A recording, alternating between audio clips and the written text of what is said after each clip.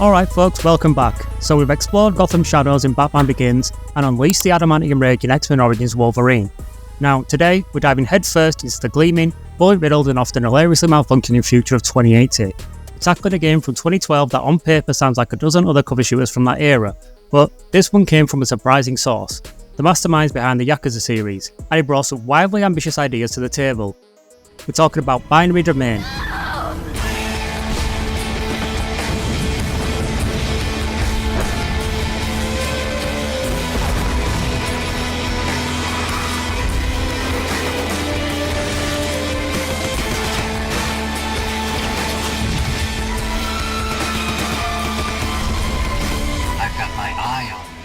Developed by RGG Studios and published by Sega, this sci-fi third-person shooter dropped onto the PS3, Xbox 360 and PC, and, well, didn't exactly set the world on fire commercially, but over the years it's gained a serious cult following as an overlooked gem, packed with satisfying robot shredding action, a genuinely interesting story, and a fascinating, if flawed, squad trust system.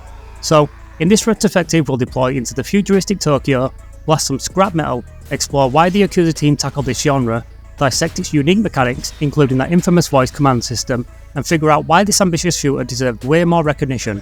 So grab your assault rifle and your microphone, you'll understand why later, and let's dive in.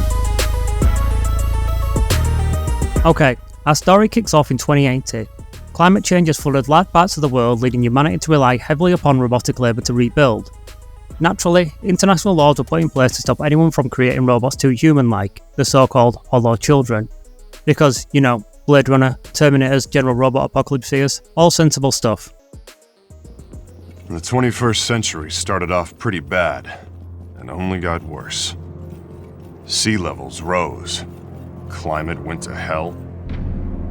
3/4 of the major cities around the world were flooded, ruined, and uninhabitable.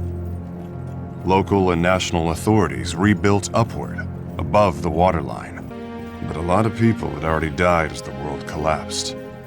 Who was going to build these incredible new structures? Robots. I call them scrapheads.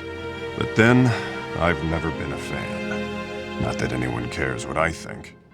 Things go sideways when a supposed Hollow Child attacks the US headquarters of the Bergen Corporation, a major robotics player. The trail leads back to the Yamada Corporation in isolationist, futuristic Japan, run by its enigmatic founder, Yoji Hamada, who's building these illegal, hyper-realistic androids that don't even know they're robots, and why.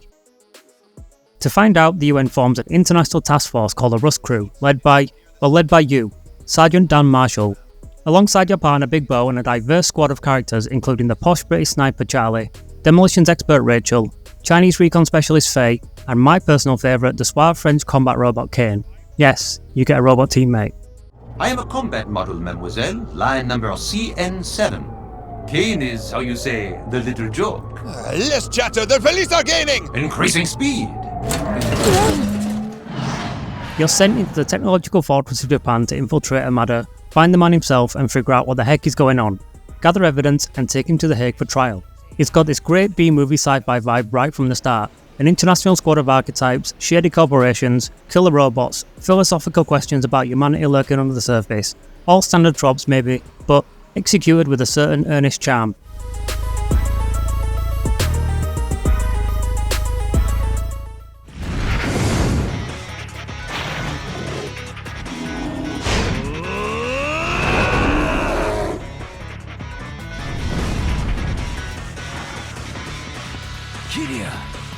Now, the really interesting part behind the scenes is the developer, RGG Studios.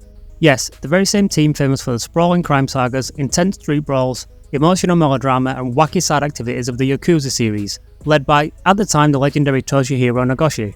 Seeing them tackle a cover-based squad-focused sci-fi third-person shooter was definitely a curveball back in 2012. It was a significant departure from their established formula, but you could see their potential connection. RGG Studio are masters of character work, dramatic storytelling, and creating believable lived-in worlds. You can feel their DNA bleeding through. The focus on squad banter and relationships, which we'll get into, the slightly over-the-top engaging plot twists, the effort put into giving even minor characters some personality, it all has that RGG flavour, just applied to a different genre. It felt like a genuine attempt to bring their storytelling chops to a more globally focused game. You didn't think I was really gonna shoot you, did you? damn it! Fire!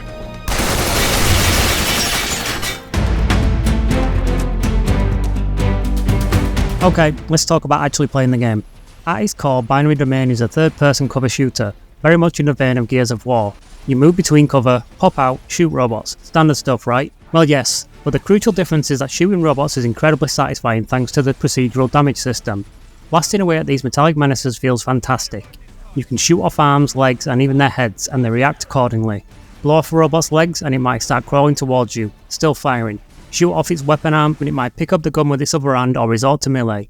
Headshot an enemy and watch its now blind body start shooting wildly, sometimes hitting its own buddies.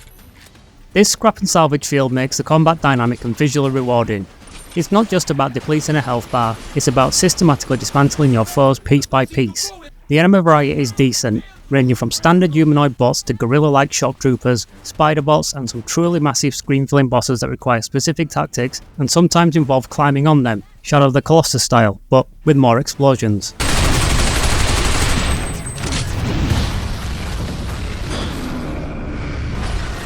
The gunplay feels solid, the cover system works well, and the sheer spectacle of robotic destruction elevates it above many of its contemporaries. It just feels good to turn these robots into scrap heaps. Nice! Hang on tight! Just a bit more, get it out! Let's finish this!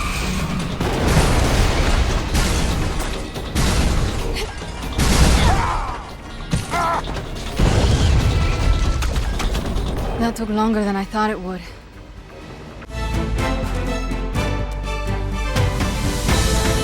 But here's where Binary Domain got really ambitious, and where that RGG Studio character focus perhaps shines through: the consequence system, essentially a squad trust mechanic. Throughout the game you're interacting with your Rust crew teammates. You make dialogue choices in conversations, but crucially your actions in gameplay also affect how much they trust you. We're a Rust crew and we have to support each other. So I'm counting on you in particular, Sergeant. They do call you the survivor for a reason, right? Is the right answer. Good. Alright, let's go. And avoid fighting that monstrosity if possible. Got it? If only we always agreed so easily. Perform well, give clear orders, more on that later, cover their backs, avoid shooting them, and the trust goes up. Screw up, accidentally blast Big Bo in the back of his head. God damn it! Sorry Bo, ignore their requests or make questionable choices and that trust plummets. You can be my boyfriend. Want to go out with me? What? Seriously? You say that to everyone, don't you? Come to think about it, I don't like my guys to be players. And that's the right choice. The girl's a pretty decent judge of character. This wasn't just flavour text. Higher trust meant teammates were more likely to follow your orders effectively, or offer helpful advice, perform better in combat, and generally be less sarcastic towards you. Lower trust meant they'd complain, ignore you, maybe even perform poorly on purpose. It could even subtly influence certain story moments or dialogue paths. For 2012 this was pretty forward thinking for a shooter, trying to dynamically link player performance and moral choices directly to squad AI behaviour and relationships was a bold move. It didn't always work perfectly and sometimes felt a bit gamey, but the ambition was undeniable. It made you actually think about your squad mates as more than just mobile turrets. And now we need to talk about the other ambitious system.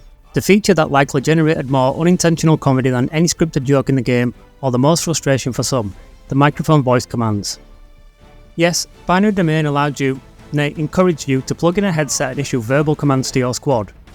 Cover me, regroup, fire, charge, Big Bob I love you. Okay, maybe not the last one.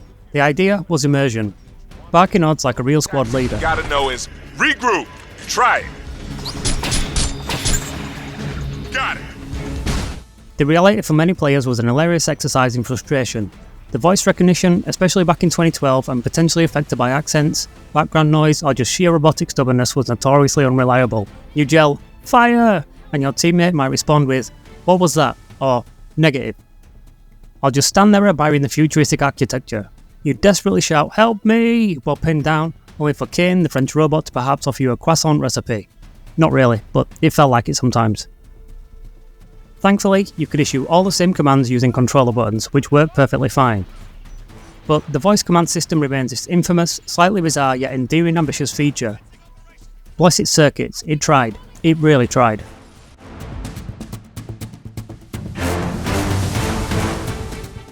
I actually replayed the entire game for this video, trying the Xbox, PS3 and PC versions, and I have to say, visually, Binary Domain holds up reasonably well for a 2012 title. The futuristic version of Tokyo, split between gleaming upper levels and dilapidated slums, is well realised. The robot designs are cool and varied, from the basic cannon fodder, scrapheads, up to the more imposing military units and bosses. Character models are decent, if maybe a little generic in some cases. What really sells it is the overall vibe. It fully embraces its slightly cheesy, B-movie sci-fi action movie feel. The dialogue can be gloriously cliché at times. Never seen anyone beat a spider before. Oh, what? That thing? That was nothing, right? Yeah, bring it on. The bigger the better. There's the odd bits of dialogue and banter here and there that haven't aged well. File photo doesn't do her justice. She looks familiar. Reminds me of an actress or someone. Come on, Bo, you know the only movies you watch are... Oh, yeah, right, with the... yeah. Hey, watch this. But a lot of other stuff is just well written, and you actually start to care about this ragtag You are crew. all under arrest. Now drop your weapons. Any bright ideas? I was hoping you had a plan. Shall I self-destruct, monsieur? Kane, you've got a lousy sense of humor. I said drop your weapons. I'd rather not kill you. Especially the lady. It's not trying to be super deep and pretentious every second, though the story does go into some interesting places regarding AI consciousness and what it means to be human. It knows it's a game about shooting robots with your international buddies, and it leads into that with a certain charm. Son of a bitch! And so the survivor finally meets his end! Die!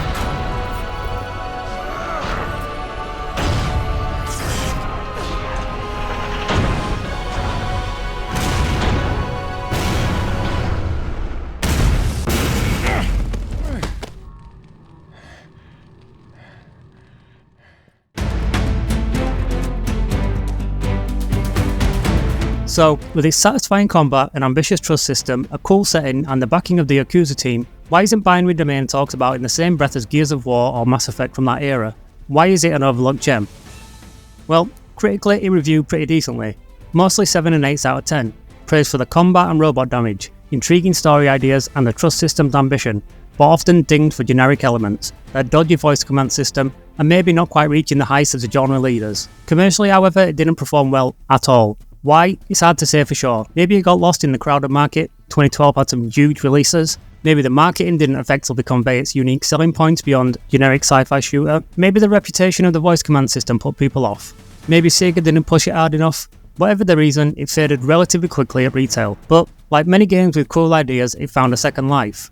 Word of mouth spread particularly within PC gaming communities, where it often went on deep discount.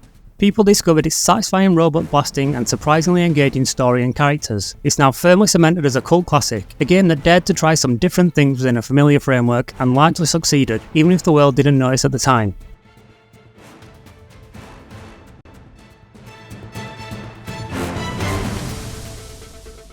So, wrapping up our mission into Binary Domain, my score for this weird futuristic cover shooter is a decent 80%.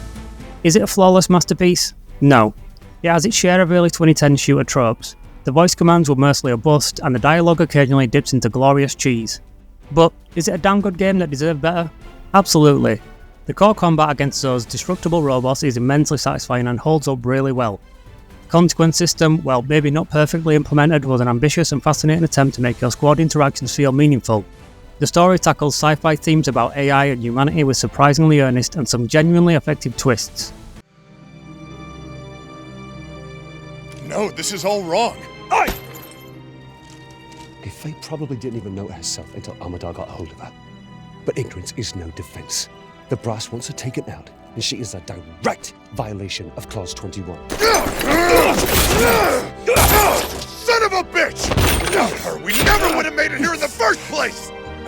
Speak for yourself, Sergeant! I'll kill you!